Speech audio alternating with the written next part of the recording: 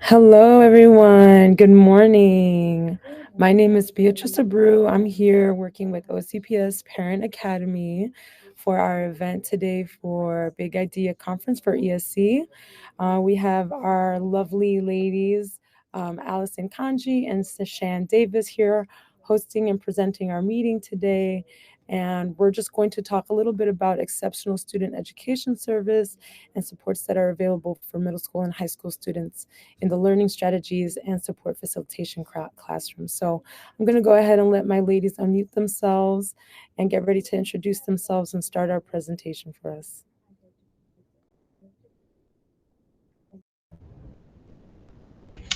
Good morning. Thanks, Beatrice. Thanks, everybody, for being here. We are going to jump and get started talking about learning strategies and support facilitation.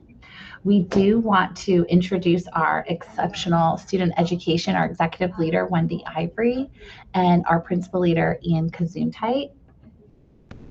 And here is our exceptional student education instructional support team. Our director is Carmen McQueen-McNeely, and we are a team of program specialists and resource teachers.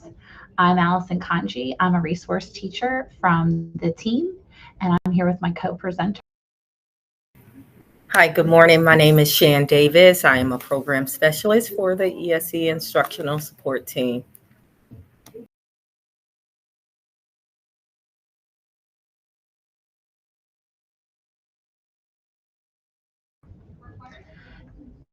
Thank you, Shan, and thank you, Beatrice, for that introduction. As we're presenting this morning, if you have any questions, please just put them in the chat and we will address them at specific times through our presentation. Here are our objectives for this morning. We're going to define exceptional student education supports available to middle and high school students in learning strategies and support facilitation classrooms. We're going to equip parents to be active members of their students' IEP team as they learn more about what learning strategies and/or support facilitation may offer to their learners. And we're going to gain information about upcoming learning opportunities to further support students, families, and teachers to help students with disabilities achieve academic success. We would like to know a little bit more about you and who's here with us this morning. So we invite you to put the following information into the chat box. We'd like to know your students, either their first initial or just their first name, your student's grade and school, and does your student currently have learning strategies and/or support facilitation on their schedule? And finally, what's one hope you have for this session? We're going to give you 1 minute to get that into the chat so we can see and hear from you all, and we'll come back together in about 60 seconds. Thanks.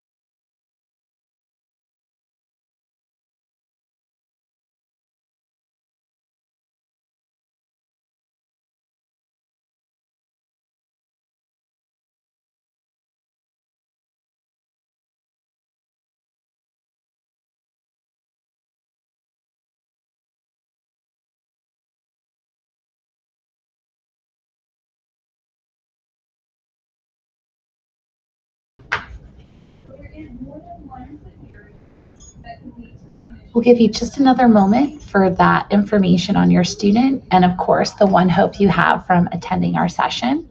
We want to make sure we address and meet your needs this morning.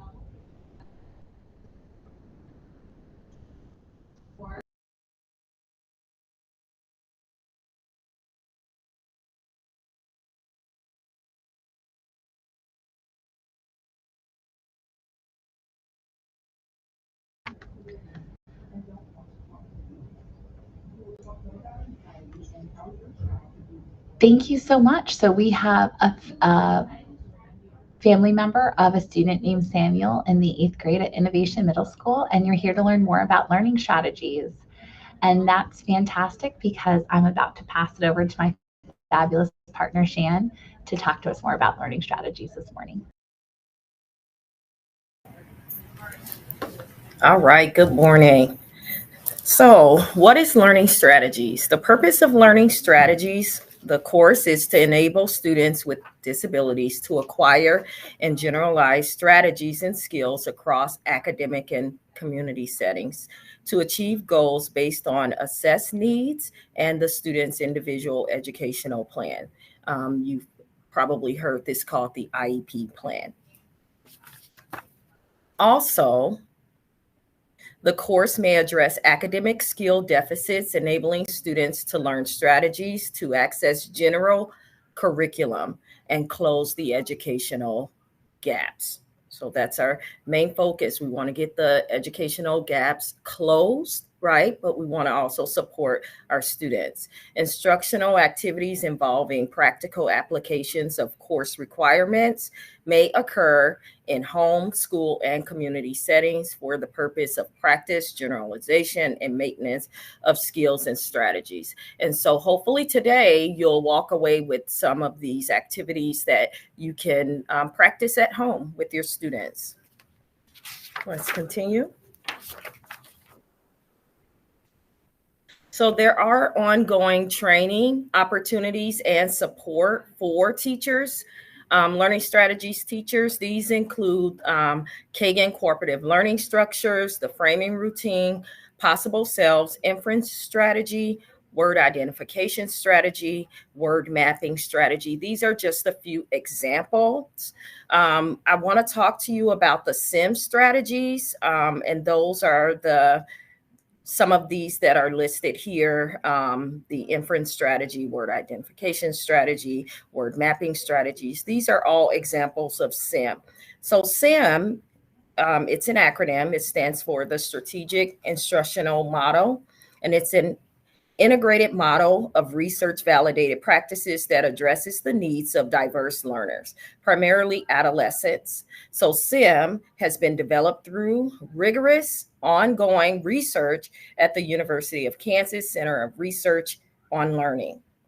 The strategic instructional model, the SIM model, consists of learning strategies and routines. The learning strategies are student-centered and are used with students to help in the mastery of basic skills, while the content enhancement routines are teacher-centered and are used with whole class instruction to help teachers make content meaningful and memorable for students. So teachers have participated in these trainings over the summer and also throughout the school year. So these are available on an ongoing basis. Let's continue to talk about learning strategies by providing you with some examples. But before we do that, are there any questions? If you have questions, go ahead and post those in the chat because we are monitoring the chat. So on the next few slides, we're going to take a look at sample learning strategy lesson activities. First, we'll talk about benchmarks, right? Students, it's important that students are aware of what they're learning each day. And so here are some examples of some benchmarks, right? Now, so the first one is using effective time management, planning, and organizational skills and strategies. We know that this is extremely important for students. Setting goals, using appropriate social skills and strategies, cooperative learning, participation. Okay. So a lot of these objectives will be met through those SIM strategies. And then the next benchmark relates to math. So apply skills and strategies in mathematical concepts and processes and computational fluency, such as financial literacy skills, algebraic problem solving, estimation skills, measurement and geometry skills, and comprehension of graphs, tables, and charts. Define, plot, and order and compare rational numbers. Represent quantities that have opposite direction using rational numbers, and compare rational numbers on a number line, and explain the meaning of zero within its context. So these particular math benchmarks are also posted to students in their content area classes. So again, our goal is to support them in better understanding and developing what we call a conceptual understanding, right? And so what does that mean? That's a deep understanding of the math. So we're going to do some things a little different from what they may experience in their content area class, and we're going to give you some examples on the next few slides.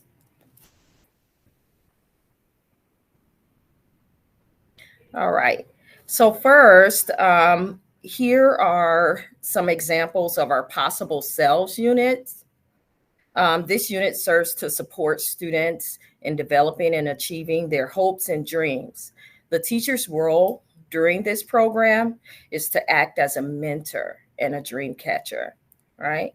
And so we love that image of the student being successful, right? And ultimately, this is what we want for all of our students, that opportunity to finish high school and college.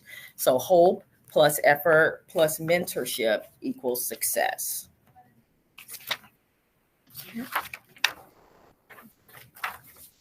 Here is an example of the dream catcher story. And so teachers are working on hitting some of those ELA benchmarks. Perhaps you've heard of this legend, but also supporting kids with their social needs. So the teacher will help students understand the possible selves program. He or she will explain his or her role as a mentor and guide, and will help students develop plans for attaining their goals and catching their dreams. The next example is probably my favorite because it's an excerpt from the poem by my favorite poet, Langston Hughes. And this poem is called Dreams.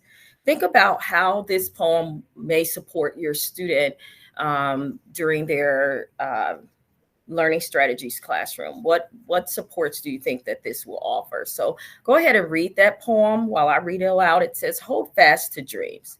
For if dreams die, life is but a broken winged bird that cannot fly." And so here the poet compares life without dreams to a broken winged bird, right? And so think about what that means. We hopefully can infer that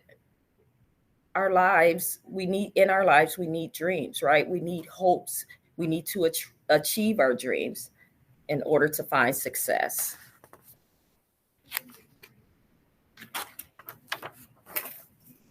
Now we're going to go to our math content, right? So on the next few slides, you're going to see examples of math, right? Where students are going to learn about a set of numbers in the real number system.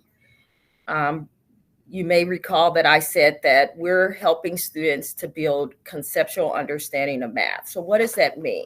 If I'm seeing an integer, right? What does that mean to me? What is a positive number? What is a negative number?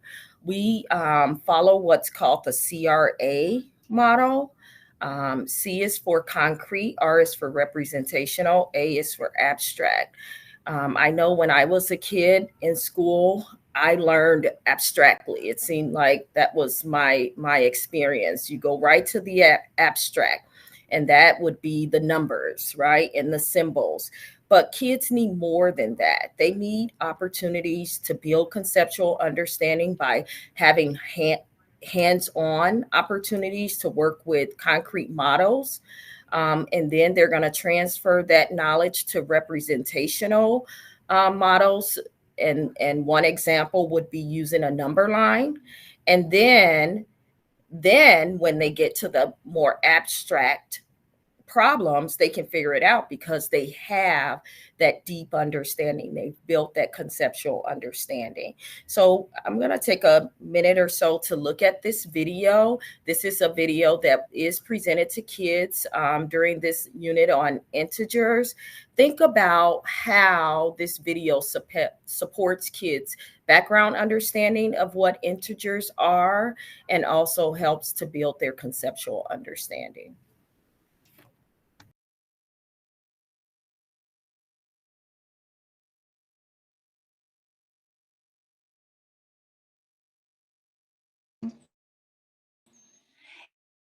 If you have one object, but what now? There's nothing left to take away.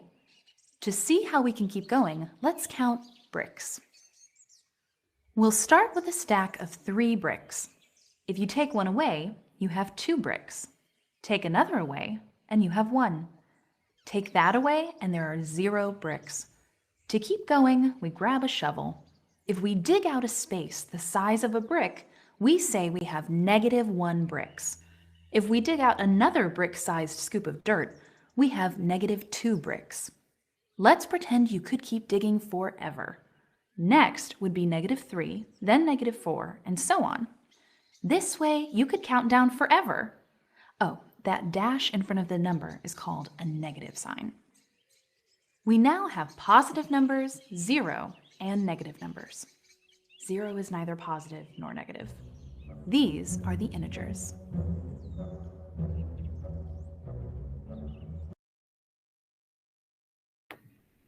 All right, so the purpose of the video is, again, to help students build that conceptual understanding of what integers are, but the teacher would also use probing questions to encourage students to share their understanding. So one example may be, what do you notice about the numbers as you move to the left on a number line? How does the value of numbers compare as you move to the left versus as you move to the right of the number line? And again, encouraging students to use concrete models to represent those integers. In the video, you saw that they were representing through building with bricks, right? And so the negative integers were underground, 0 was at ground level, and then as they built with bricks, those were the positive integers.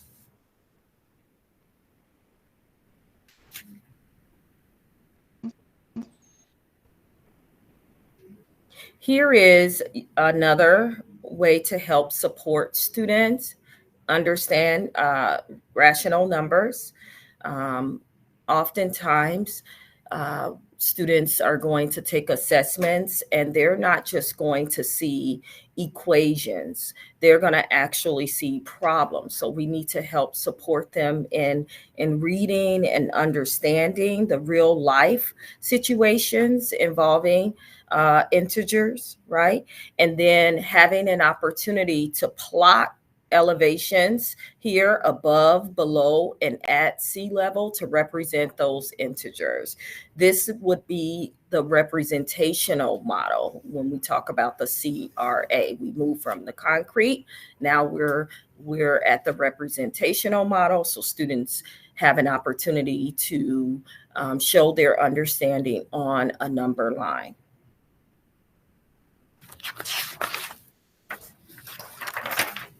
And here, as you can see, students, when we say plot, what does that mean? What does it mean to plot on a number line, right? And so you see the points representing the 0, representing below, the elevation below ground level or sea level, and then the integer representing above sea level.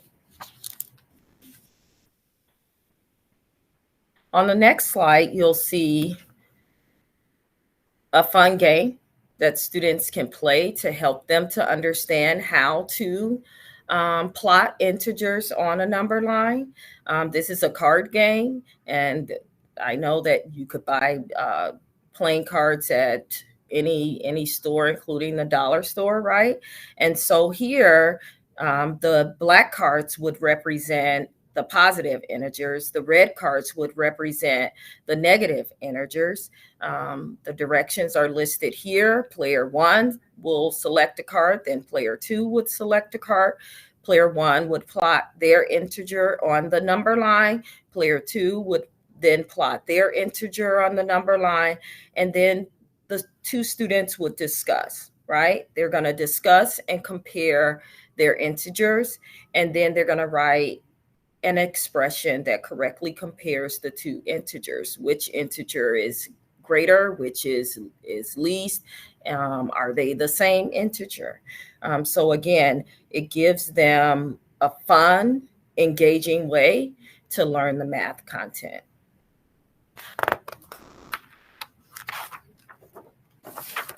So this would be an example. If student A selects the 6, they would plot the positive 6 on a number line. Student B selects a red card, which represents the negative. They would plot the -4 on the number line. Then they would talk and discuss and compare the two. All right.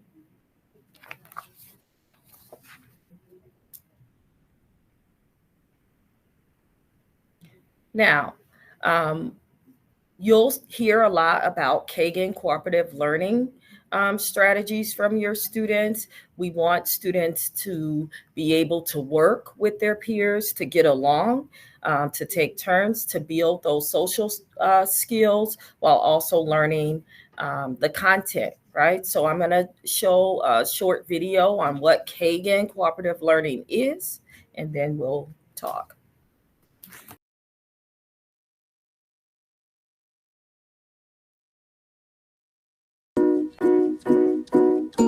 Rally Coach. Today, you are going to work with a partner to complete an activity. Once your teacher has explained the task, start working on the first activity. Your partner will watch and listen as you work. Also, your partner will coach you if you need help and praise your accomplishments. After one task is complete, you switch roles with your partner. Watch and listen as your partner works. Coach your partner if help is needed, and praise your partner when the task is complete. Continue changing roles until the entire activity is complete. Be sure to watch, listen, coach, and praise. When you have completed your assignment, celebrate your accomplishment. Rally Coach.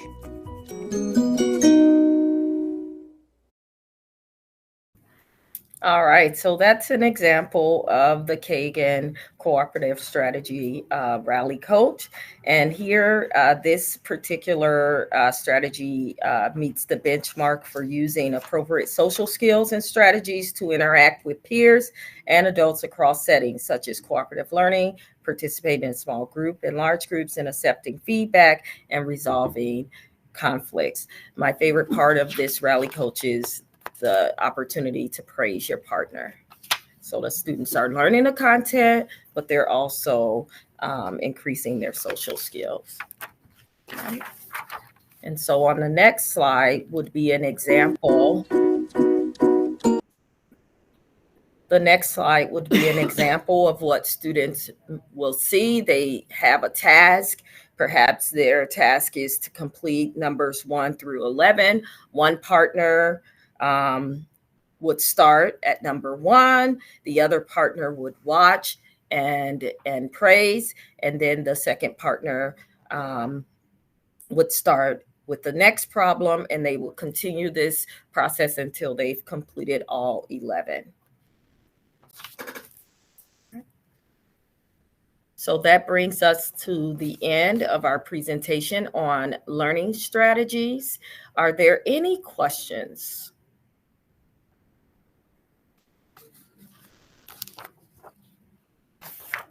Again, please use the chat feature to pose your questions.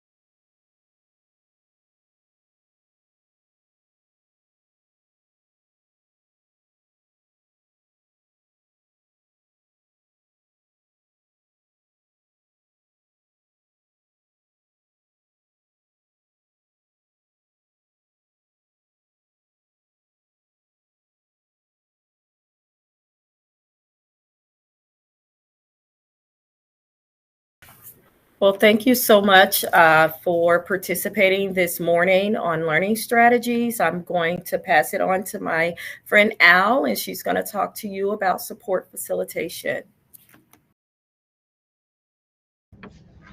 Thank you, Shan, and thank you, family members and grown-ups of students here. I'm excited to talk to you a little bit this morning about support facilitation. Orange County Public Schools ESE Department defines support facilitation as an exceptional student education ESE teacher provides direct support for students with disabilities in the general education classroom. Support facilitators may work and move among 2 or more general education classrooms, working with general education teachers and assisting all students. The frequency and duration of support varies based upon students and/or general education teachers' needs for assistance.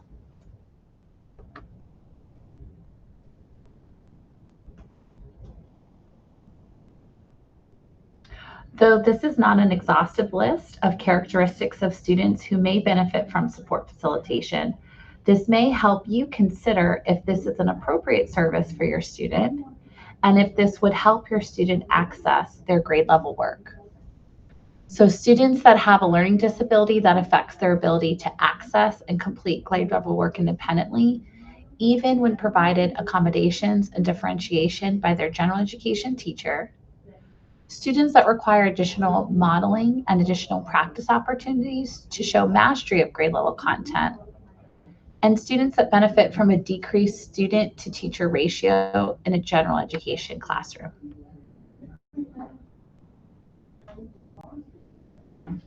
So what might the support facilitation look like? Well, a content certified teacher and an exceptional student educator planning and teaching together. Teachers should be provided with time to plan with one another for this model to be successful. This service should be regularly scheduled with set frequency and duration, such as 3 days a week for 30 minutes or 45 minutes or 1 class period. Most likely the days of the week will be set as well. For example, your child may receive support facilitation in ELA on Mondays and Thursdays for 1 class period. A variety of instructional models can be used to meet the needs of all learners. For example, teachers may teach the lesson together as a team. One teacher may teach the whole group while the other assists individual students, or students may be working in groups and rotate around the room, working with both teachers, as well as being given independent time to work in stations. Teachers may also choose to split the classroom and teach the same content or different content based on student data. Additional modeling, practice, and the opportunity to ask questions can happen within these models with 2 teachers in the room. And these are just a few examples of what this might look like. Based on the instructional model and objective of the lesson, students' needs should be addressed in flexible grouping, meaning that the group is not set in stone. Students with disabilities will not always need to come to their own small group within the classroom for every single lesson. Teachers should use an observation, class data, and IEP data to make a flexible student groupings.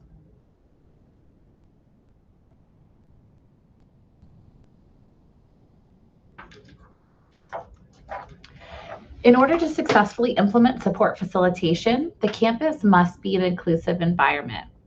Really what we're talking about when we talk about support facilitation is inclusion. The Orange County Public School ESE Department provides the following on their website as a statement about inclusion. Inclusion allows all students to be challenged by high expectations and offers more opportunities for all to learn tolerance and compassion. More than anything else, however, inclusion sends the message to children, to school personnel, and to the community that each individual is a valued member of society and that each one has a unique and valuable contribution to make to the complex fabric of society.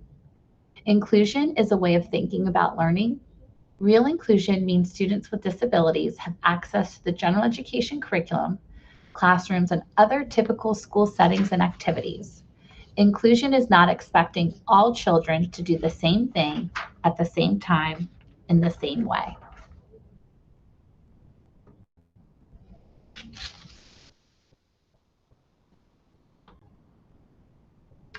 Our state provides a definition for inclusion as well. This resource is from the Florida Inclusion Network. What is Inclusion Resource? The Florida Inclusion Network is a discretionary project with the Florida Department of Education that works to ensure that all students have the same educational opportunities regardless of disability label. We'll share this resource with you to look at the end of our presentation. For now, just take a moment to look at what inclusion is and what it is not.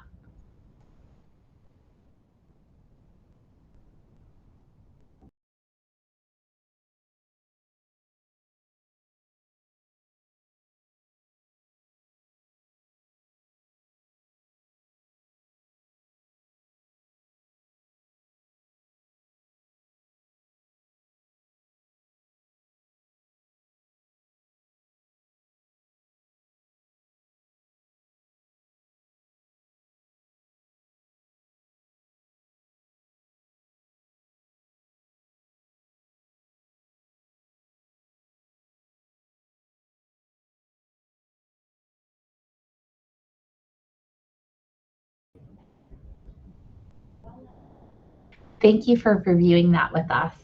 We do want to invite you to answer a couple questions in the chat if you'd like. The first is, how has your student's school promoted an inclusive environment on your student's campus? What is the role as a parent in promoting this environment? And what is your student's role? We added those questions on the screen, so we'll give you about a minute to type your answer into the chat pod. We'd love to hear from you.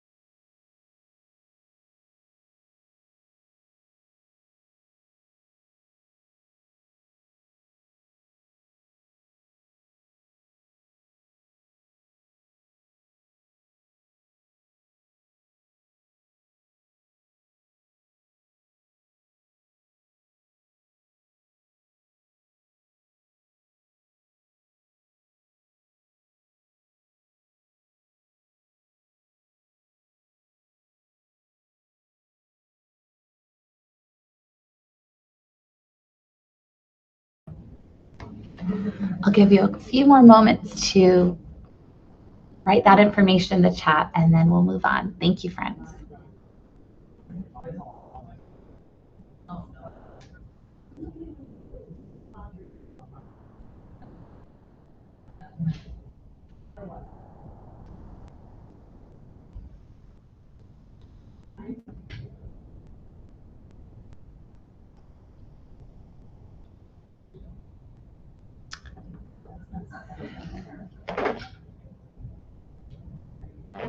In order to support inclusion, the district is providing and supporting ESE teachers and general education teachers with the following professional learning opportunities this year. If you're interested in reading more about the Florida DOE's work with inclusion, we'll link that What is Inclusion resource for you at the end of our presentation. Collaborative teaching and planning will be provided to all middle school teachers and is open to any grade level to attend. General education teachers attend the training with their support facilitation partner teachers to learn how to plan and teach together. Partner teachers will learn how to apply the collaborative teaching instructional models and specially designed instruction in their classrooms. Again, CAKE and cooperative learning structures, universal design for learning, and content enhancement routines are available for all teachers through our Fiddler's Action partnership. And these provide teachers with strategies and routines to reach and teach all students.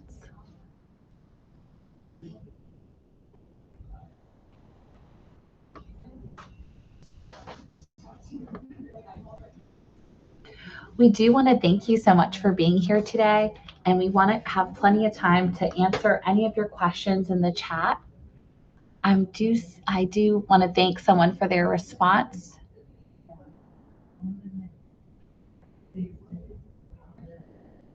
It looks like one of our family members said students receive support in general education classroom through a paraprofessional, and also students get pulled into a small group with a person from ESE. Thank you, Vivian. Could you tell us just your student's first initial and what grade and what school they attend? And for any of our participants, if you have any other questions, please drop them in the chat and we'll be happy to address them with you.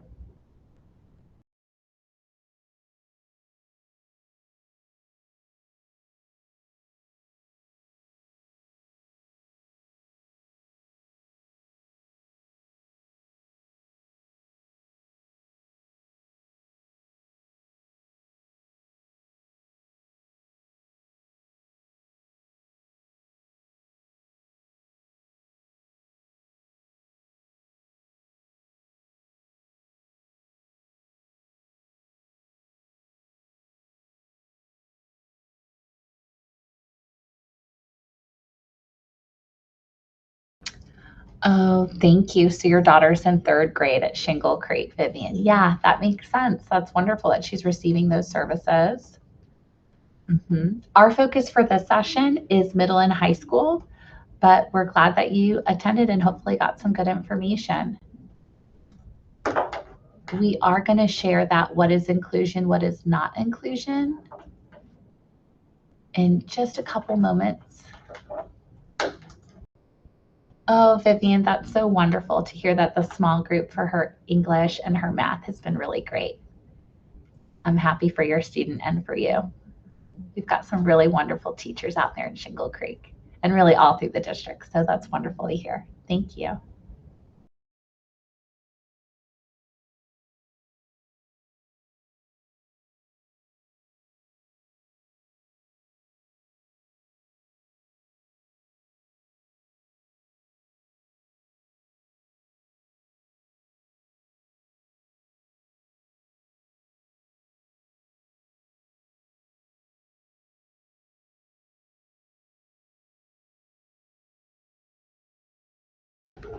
So friends, we have that PDF link on the screen, so you should be able to click that and share that. We're going to stay on for about 2 more minutes, and then we want to make sure you have plenty of time to log off and log back into whatever your next session you'd like to be. Because session 2 will be starting at 10:05, so if you need to run to the restroom, grab some water or coffee, but we'll be on for about 1 more minute. But we thank you so much for your time and attention and for your support of your student and their teachers here in Orange County Public Schools.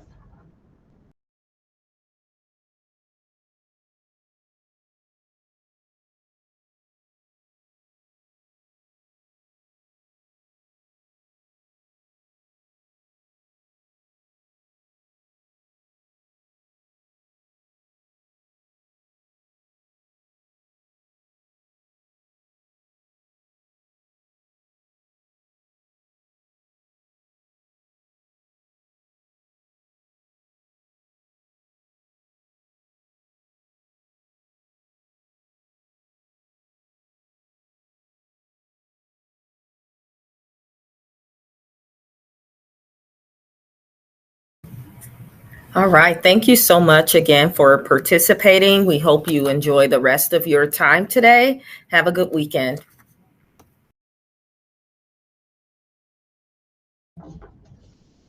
Thank you. Take care.